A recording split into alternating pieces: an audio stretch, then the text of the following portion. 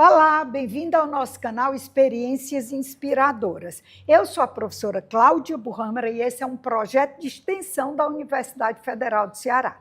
O nosso objetivo é inspirar vocês a partir das experiências dos nossos ex-alunos. E hoje eu tenho a honra de receber o Wendel Albuquerque, formado em administração em 2011. Gente, o Wendel mora em São Paulo, chegou de Londres anteontem, de um evento que ele foi, e é dono de uma agência de branding chamada Repente. Ele tem tanta história boa para contar e para nos inspirar. Fica aí e acompanha a nossa entrevista. Wendel, que honra, prazer, obrigada, querido. Que alegria lhe rever depois de tantos anos, hein? Pois é, 15 anos. 15 anos, né? Me formei em 2011 e voltar aqui para a universidade nesse momento é muito especial para mim. Pois é, e o Wendel, tenho que agradecer a Gisele, professora Gisele e professor Hugo, que trouxeram o Wendel para uma palestra na FEAC e convidaram para juntar as turmas todas, auditório lotado. E o Wendel falou tanta coisa inspiradora que esse é o momento de compartilhar. Obrigada, Wendel. A gente sempre começa falando um pouco da vida acadêmica, né? E eu queria que você me contasse como foi escolher a administração, como foi fazer a administração na UFC, e aí depois a gente vai para a sua vida profissional. Bom, inicialmente, obrigado pelo convite. Acho que voltar para a Universidade Federal do Ceará, depois de tanto tempo aqui, nessa posição de companheiro de vocês nesse papo aqui, compartilhar minha experiência um pouco com os alunos dessa nova geração, tem sido bem legal. Foi muito legal a palestra que eu dei hoje para o pessoal da FEAC. Então, começando um pouco sobre as minhas escolhas, como eu falo na palestra, as minhas escolhas já estavam traçadas um pouquinho desde sempre, porque eu sempre tive as referências do meu pai e da minha mãe, né, como comerciantes. Então, essa parte de administração de empresas, essas empresas que são reais, esse empreendedorismo real, periférico, e essencialmente nordestino, fortalezense, eu sempre tive bastante na minha casa, né? Meu pai trabalhou durante 60 anos no Mercado São Sebastião, aqui em Fortaleza. Minha mãe é comerciante até hoje, né, no interior do Ceará, tem a lojinha dela, a bodega dela, que ela chama, e eu sempre tive essas referências de administração de negócios reais dentro de casa, né? Com o passar do tempo, né, tendo acesso a uma educação de qualidade, estudando, enfim, eu fui refinando um pouco dessas referências e entendendo que isso poderia sim ser um bom caminho profissional para mim. Tem algo que eu sempre falo, que eu fiz administração com muita certeza do que eu queria fazer. Então, aquela história de que às vezes a gente ouve de que vai fazer administração, a administração às vezes é visto como um curso de pessoas que não sabem muito bem o que fazer, vão decidindo durante a faculdade, porque tem vários ramos da administração que dá para seguir. Não funcionava muito comigo, eu já sabia que eu queria fazer administração desde sempre, eu sabia que o caminho do marketing talvez seria um caminho bem interessante para mim, e a escolha foi muito natural para mim durante o ensino médio. Foi bem natural escolher a administração porque era algo que eu já via dentro de casa e que eu queria, de alguma forma, lapidar dentro de mim, como carreira. Você chegou a fazer estágio na universidade? Como foi levar esses 5 anos trabalhando ou só estudando? Eu trabalhei, eu comecei estagiei numa rede de concessionários chamada Ceará Diesel, né? Aqui em Fortaleza, meu primeiro estágio, que já foi um estágio bem interessante, onde eu já via departamentos bem definidos, eu já via funções bem definidas, já tinha o setor de marketing, setor comercial, finanças, já tinha uma estrutura organizacional que me fez ter uma clareza maior de como funciona uma empresa.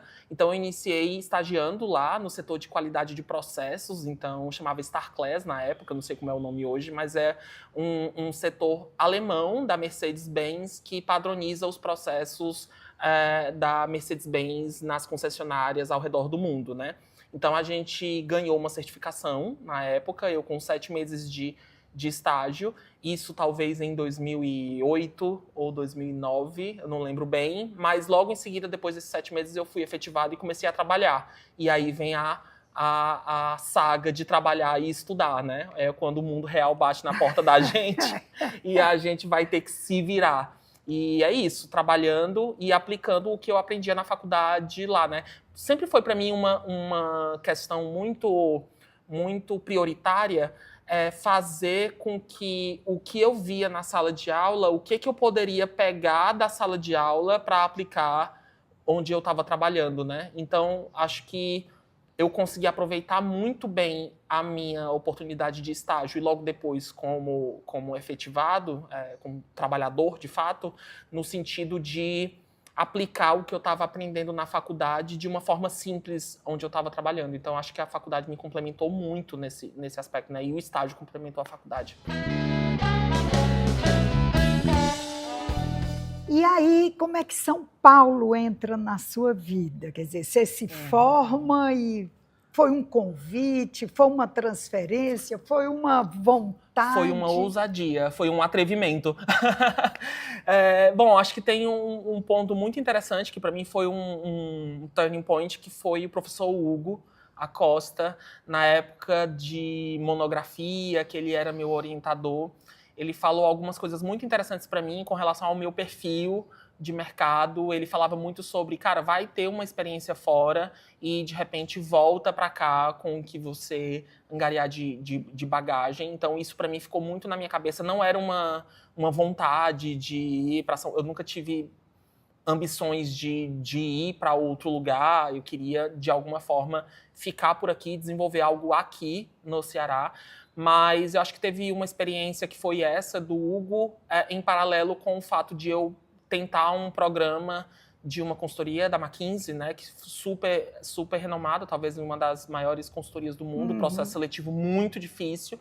E na época eu prestei esse programa deles, que eu nem lembro se era trainee, mas era algo paralelo a trainee, que já era para trabalhar com consultoria, e eu não passei. Mas eu não passei na última fase. E isso eu fui para Salvador, isso era especificamente para o escritório de Salvador deles. Então, durante toda essa minha experiência de tentar o processo da McKinsey, eu fui conhecendo gente, fui entendendo um pouco o que o mercado valorizava, o que o mercado não valorizava, fui entendendo um pouco dos códigos. E o fato de eu não ter passado, mas ter não passado em segundo, na penúltima fase, me deu também uma expectativa de, cara, agora eu quero tentar de novo, mas agora para passar. Eu não quero ficar no segundo lugar. E aí fui para São Paulo para tentar o programa de trainee. Foi ali na era dourada dos programas de trainee, ali 2012, 2013. E fui para São Paulo para tentar alguns programas de trainee que eu priorizava. Estar em São Paulo me facilitava porque as fases presenciais eram sempre lá, então saía muito caro para mim ficar indo e voltando. Então já fiquei lá e pouco depois de alguns meses eu passei. Em qual programa você passou? Eu passei em alguns, uns 3 ou 4, mas foram todos muito concentrados em 2 semanas. Então eu fui recebendo as notícias, mas eu escolhi mesmo o programa de trainee da Whirlpool, que no Brasil é dona das marcas Brastemp, Consul, Compra Certa e KitchenAid. Né? Que bacana. Na época, o Edil também estava lá, né? Eu Edil... entrevistei o Edil, vou colocar o link da entrevista do Edil aqui embaixo para vocês assistirem depois. Então, me conta como é. Quanto tempo você ficou na Whirlpool? Olha, fiquei 12 anos. Tudo isso? Tudo isso, eu sei que não é padrão para o pessoal da minha geração, né? O pessoal da minha geração, e principalmente para a geração mais nova, hoje ficar 12 anos na mesma empresa é algo quase inimaginável, Mas, em minha defesa, dentro da companhia, eu assumi vários ciclos. Então, eu não fiquei 12 anos fazendo a mesma coisa, né? Eu fiquei 12 anos, eu assumi áreas de trade marketing, de branding, de marketing de e-commerce, enfim, várias outras áreas que eu fui tendo uma visão bem quase holística da organização e de como funcionava o mercado. Então, foi um bom laboratório. E um laboratório que no Brasil tem 14 mil funcionários, né, na época. Então, foi um laboratório onde eu saí da universidade e, tendo essa oportunidade lá, me formou bastante. Grande parte do que eu sou hoje como profissional foi lapidado nessa experiência que eu tive na Whirlpool durante tanto tempo. Que experiência rica, porque você está lidando com marcas que eram brasileiras, passaram para as mãos de uma empresa americana. Isso. Como é vivenciar essas diferenças culturais? Bom, acho que principalmente relacionado a processos, acho que empresas americanas têm um apego a processos muito forte.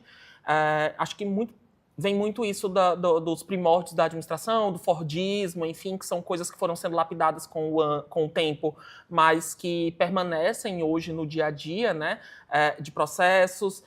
Acho que tem um foco muito forte também na construção das marcas e na valorização dessas marcas. Eu acho que principalmente por serem marcas que estão aí há muitos anos no Brasil, né? A Brastemp acho que já tem cerca de 55, 60 anos, Consul é mais antiga ainda.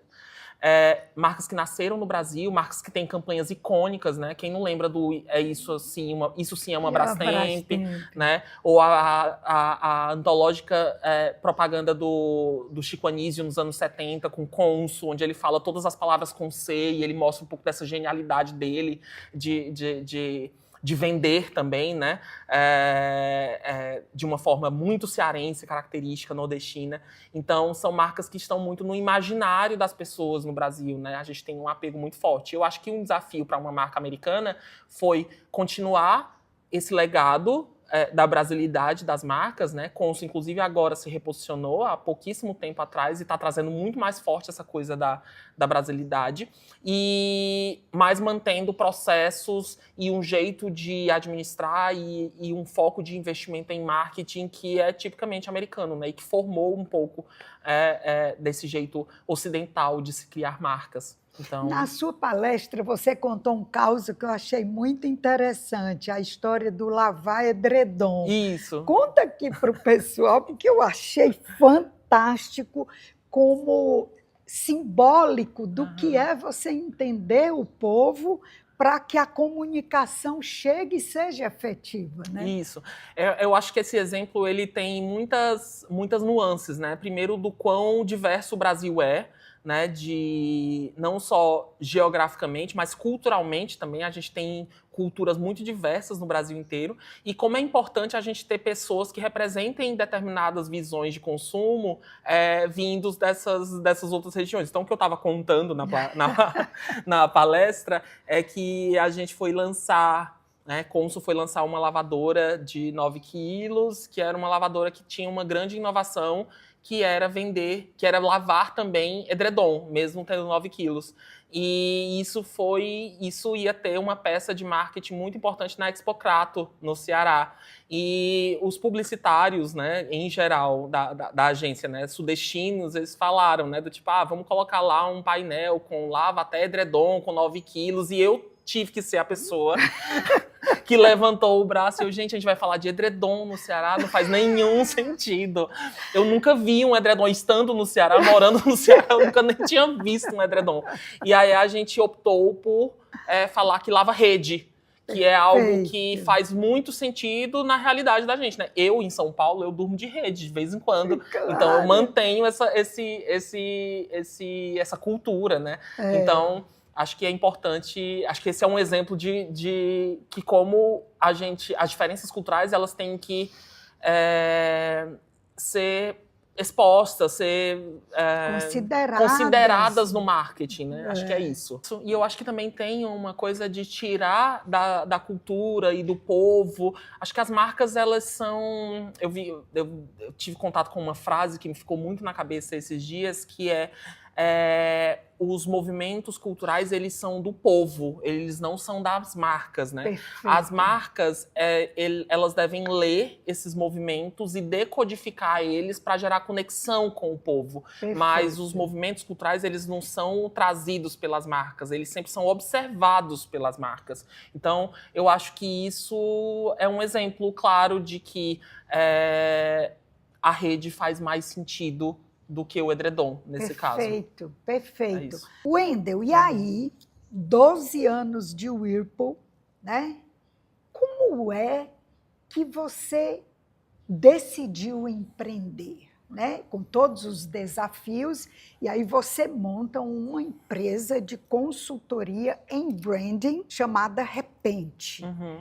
O que te levou a essa ação empreendedora? E o que é a Repente hoje? Ótima pergunta, porque para mim o processo de empreender ele foi um processo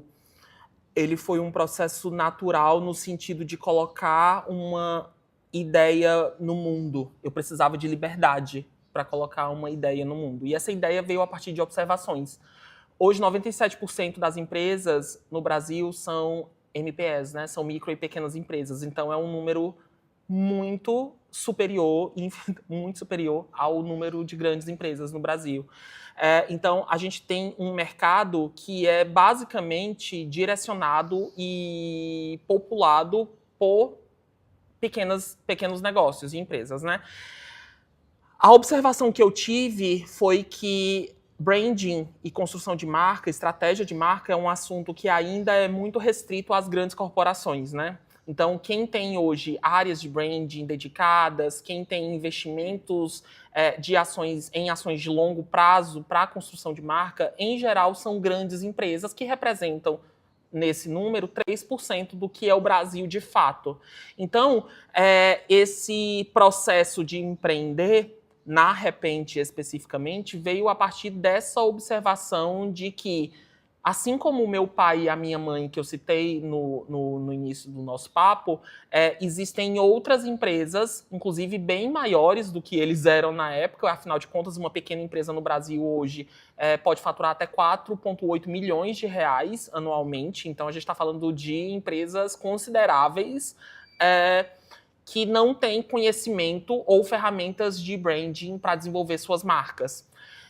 A partir dessa ideia, eu fui construindo toda uma plataforma de marca para o que eu queria que a Repente fosse, que é uma plataforma de marca que vem para contestar um pouco a centralização do consumo nas grandes empresas e também a inequalidade de conhecimento e ferramentas de construção de marca entre as pequenas e as grandes. Então, a Repente, ela vem muito com esse propósito de fazer com que estratégia de marca seja um tema de valor ou valorizado também para além das grandes corporações. Então, é uma forma da gente dar uma arma que muitas vezes os empreendedores não têm, né? É uma ferramenta que faz com que eles desenvolvam suas marcas e eles desconstruam, inclusive, a noção de sucesso de uma marca que a gente até conversou ali na palestra, que uma marca de sucesso nem sempre é uma marca que nasceu pequena e ficou grande. Às vezes, uma marca de sucesso é uma marca que nasceu pequena e ficou do tamanho certo que é para ter, conectando-se com o seu contexto, conectando-se com a sua comunidade de um jeito e gerando uma certa comunidade em torno dela. Então, acho que isso tudo fez com que a Repente se tornasse necessária para mim e para uma fatia do mercado que eu acho que é bem promissora. Como é que você faz para educar essa fatia do mercado? Para que ela, eu não sei se educar é uma palavra muito forte, mas de trazer consciência de que é possível. Uhum. Porque, às vezes, como você bem falou, o microempresário, o pequeno empresário, ele nem pensa que ele pode, né, construir uma marca.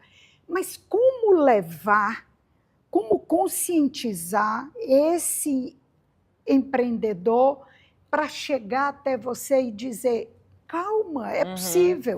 Sim. né? E de outro lado, quando ele desperta, como mostrar para ele que não é fazer hoje e ter resultado amanhã? Como é que você consegue lidar com esses perfis diferenciados de microempreendedores? Muito legal, porque eu acho que o primeiro passo é a gente saber que esses perfis eles existem, né? Na minha experiência na Repente, eu categorizo os meus clientes ou prospects em 3 níveis, né? A gente tem aquele que é o curioso, que é aquele que quando eu falo o que é branding, o que a Repente faz, ele fala, putz, que legal, eu não sabia que eu precisava disso. Então ele é mais emocional. A gente tem o pragmático, que é aquele que quer resultado no curto prazo, mesmo a gente falando de estratégias de construção de marca, é aquele empreendedor que, entendi o que você faz, achei interessante, mas como que isso vai me gerar resultados no próximo mês, amanhã, no próximo mês, enfim. E a gente tem um terceiro que eu chamo de racional, que é aquele que, na minha concepção, é o cliente ideal, que é aquele que tem noção do papel do branding, ou tem noção, ou ele entende quando eu apresento, e ele entende também que o branding ele pode não gerar resultados no curto prazo, mas se for feito consistentemente, o resultado ele vai aparecer. Então, o resultado inicial ele não é necessariamente no bolso, mas ele é na forma como as pessoas se referem à sua marca, a forma como a sua marca se posiciona no mercado, a comunidade que a marca está atraindo em torno dela, e depois isso, ou paralelamente a isso, a gente tem resultados financeiros. Sem dúvida. Né? Então, ele vai parar, por exemplo, de investir só em ações de curto prazo, como, por exemplo, desconto, preço e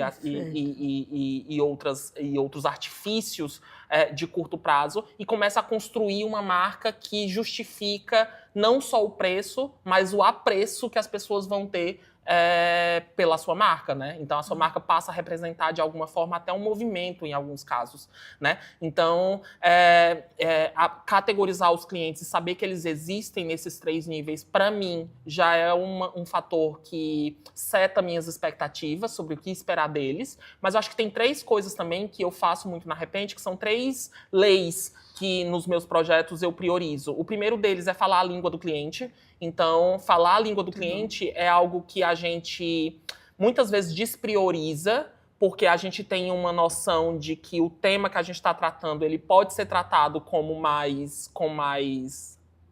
academicismo ou de uma forma um pouco mais técnica, e que isso vai trazer um valor para o negócio, mas para o que a Repente entrega, falar a língua do cliente, do negócio dele, do contexto dele, é a principal forma que eu uso para abrir essa porta, para ele entender que essa é uma ferramenta que é importante e que precisa ser tratada de forma a ser entendida. Então, não adianta eu falar um monte de coisa que ele não vai conseguir entender, e se ele não vai entender, ele não vai aplicar. Né? Porque durante o projeto eu estou lá, mas em algum momento ele vai andar com as próprias pernas e ele vai ter que precisar aplicar isso tudo, né? Então, o primeiro ponto é ser entendido, né? Falar a língua do cliente. O segundo ponto é trazer resultados reais. Então, quando a gente fala de branding, é muito comum, principalmente com o discurso de marketing de rede social, a gente ir muito para o discurso da essência da marca, a questão do propósito, que é muito importante, mas tem que estar alinhado, com certeza,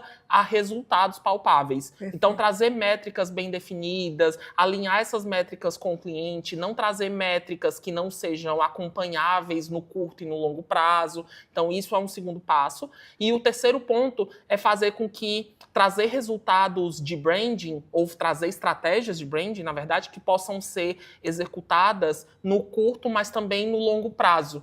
O pequeno empresário, o empreendedor, ele não tem verba nem ferramentas para fazer reposicionamentos de marca constantemente. Então, muitas vezes, um projeto que eu faço hoje para um cliente é algo que ele vai precisar repensar daqui a um tempo. Óbvio que a gente considera as mudanças no mercado, o mercado ele é super volátil, principalmente agora, mas a ideia é que o cerne do que a marca representa e essa plataforma que a marca tem, ela consiga durar e permanecer por um período considerável, para que o cliente, porque ele sabe que o brand não é um investimento que ele vai ter que ter todo ano, por exemplo. Eu estou falando de grandes projetos, né? O branding, com certeza, ele é algo sobre constância, é sobre fazer todo dia, mas projetos de reposicionamento de marca ou de construção de marca não é algo que ele vai fazer anualmente. né? Então, ele tem que ter um projeto que ele saiba que vai trazer frutos durante um bom período. Wendel, com as redes sociais, você não acha que o conceito de marketing está sendo visto de uma forma muito rasa? Porque construir marca não é só levar conteúdo nas redes sociais, é um processo de entender o cliente, fazer a boa oferta, ter um relacionamento. Assim, como é que você vê esse marketing de rede social? Essa visão rasa que às vezes se dá para as ações de marketing. Eu acho que o marketing, ele sempre foi visto de uma forma pouco realista. Então, até antes das redes sociais, a gente estava até comentando, né, daquela expressão que as pessoas falam, isso é verdade ou é um golpe de marketing? Ou é só marketing? Então, em algum nível, o marketing ele virou até sinônimo de mentira no imaginário popular. E eu acho que as redes sociais, elas são uma ferramenta importante para a gente desmistificar o que o marketing representa para as marcas, né? Infelizmente, não é isso que acontece, né? Muitas vezes, o marketing ele é ou levado para uma questão mais motivacional, né? Do ponto de vista mais raso, como você disse. Então, as pessoas falando sobre marketing, mas elas estão falando de uma perspectiva muito particular e motivacional sobre esse assunto, ou então um marketing que não aprendeu com os fundamentos. E eu acho isso muito interessante, porque os grandes monstros do marketing, né, Kotler e afins, eles continuam, eu acho que eles são tão importantes pro marketing e para as nossas relações de consumo, porque eles ainda são verdade, né? Eles ainda são novos. Quando a gente lê um livro do Kotler, a gente ainda vê coisas que, mesmo com tantas mudanças, né, no mundo, inclusive ele acompanhou várias delas, tanto é os marketing 1, 2, 3, 4, 5.0 que está aí, eles ainda são verdade. Então, o que eu acho, a essência ainda é verdade. Então, eu acho que a gente, enquanto sociedade, a gente permitiu que alguns discursos possam ir para a rede social sem absorver o que é ferramenta básica. Perfeito. E eu acho que isso traz uma distorção para as pessoas do que é marketing, por que o marketing existe e para que ele serve. Então, eu particularmente acho isso uma oportunidade perdida, porque eu acho que as redes sociais a gente poderia estar usando para o contrário, para popularizar ferramentas, para trazer técnicas, para ajudar aquelas pessoas que muitas vezes não têm uma formação em marketing ou não teve a oportunidade de estudar, mas que se viu empreendedora, né, para alinhar a sua marca ao seu negócio e à sua comunicação, mas isso muitas vezes não é visto. É visto só como vamos fazer um conteúdo que viralize, vamos fazer algo que as pessoas... falar algo que as pessoas queiram ouvir, sabe? Então, acho que é uma pena, exatamente. Mas isso acaba sendo uma grande oportunidade para você, né? Trazer essa verdade para o mercado e fazer diferente, né? A partir do seu trabalho com as empresas. Wendel, eu fiquei curiosa com a palavra repente. É de repente? Ou é do repentista? O que é? É do repentista, começando por aí. Bom, eu queria que fosse uma palavra para nomear. Primeira coisa, quando eu fiz a marca Repente, eu queria que a marca fosse algo sobre o que as pessoas comentassem de uma forma positiva e que eu pudesse contar histórias dessa marca a partir de uma perspectiva pessoal. Então, sendo cearense, eu sempre tive contato com os repentistas, né? Que quando eu falo sobre os repentistas para algumas pessoas de outras regiões do Brasil, as pessoas ficam maravilhadas e dizem assim, meu Deus, é o rap nordestino. Porque é isso, né? Uma rima e é musicada e afins. Então, acho que o repente ele representa muito das minhas raízes, né? Então, eu queria que fosse algo que representasse as minhas raízes mesmo, daqui para o mundo, né? Mesmo sendo daqui para o mundo, não se restringindo ao Ceará, mas que fosse daqui para o mundo. É uma arte que trabalha muito com criatividade, com agilidade, né? Que são duas características que o empreendedor brasileiro precisa desenvolver durante esse processo, né? Porque eu acho que o empreendedor ele tem que se virar nos 30, muitas vezes, então essa agilidade é cobrada muito dele. E tem uma coisa que eu acho muito interessante no repentista, que é essa questão do improviso, né? Que a gente pensa muito sobre improviso quando a gente fala do repentista, de criar as rimas criativas ali na hora, tocando a viola. Mas eu costumo dizer que esse improviso ele vem com lastro, né? A pessoa não está só improvisando ali, ela consegue improvisar nessa arte porque ela estudou anos e anos, né? Muitos deles começam criança a desenvolver essa arte.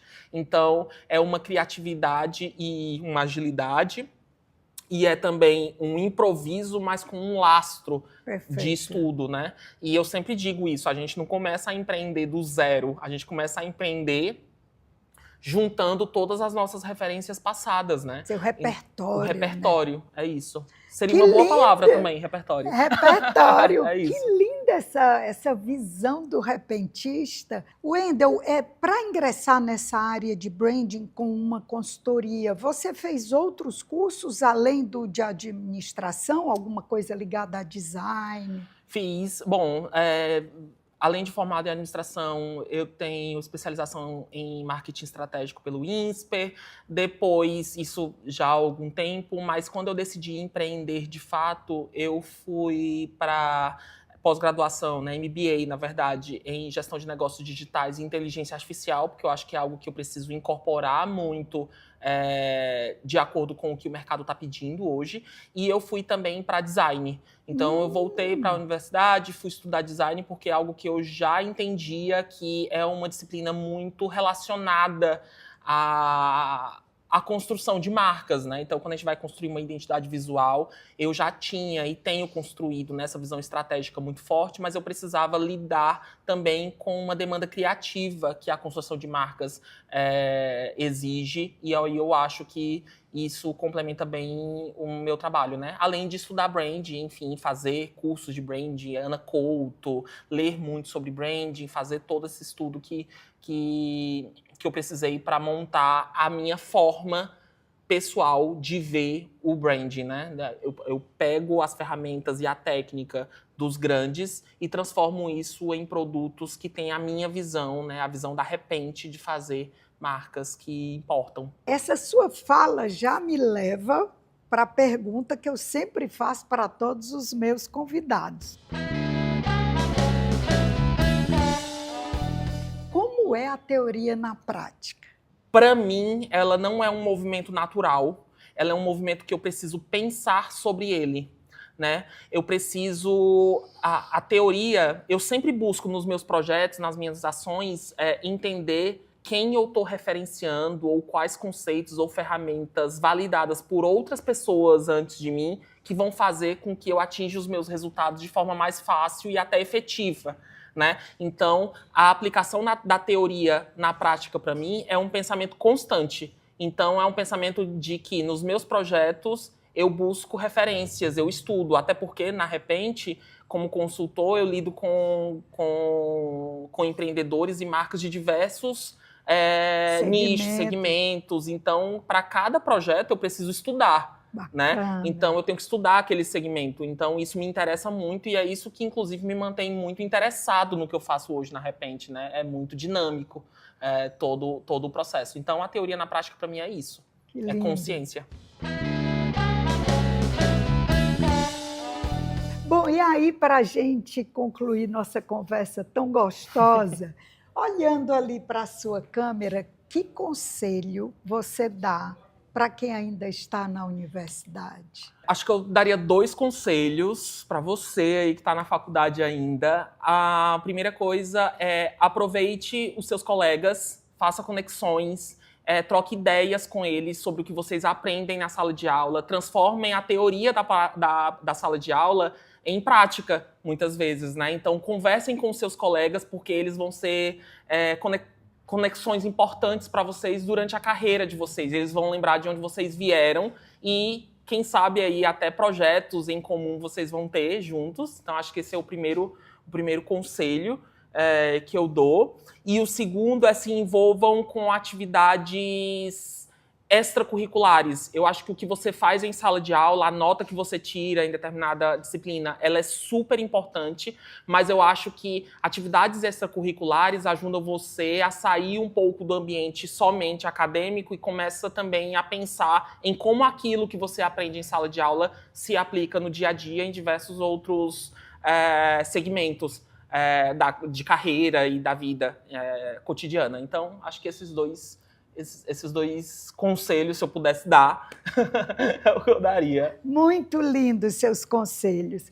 Wendel, eu ficaria aqui com você muito mais tempo, conversando, trocando ideias, Sim. Porque aprender com você é um privilégio.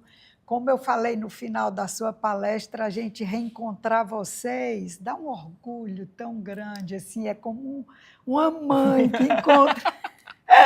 Eu fico emocionada. A gente olha para vocês como filhos, assim, como crescem, como eles crescem rápido. Depois de 15 anos eu voltar com essa oportunidade de rever vocês, de poder falar, trocar ideias, eu acho muito importante. Queria muito te agradecer por esse momento e foi um prazer estar contigo.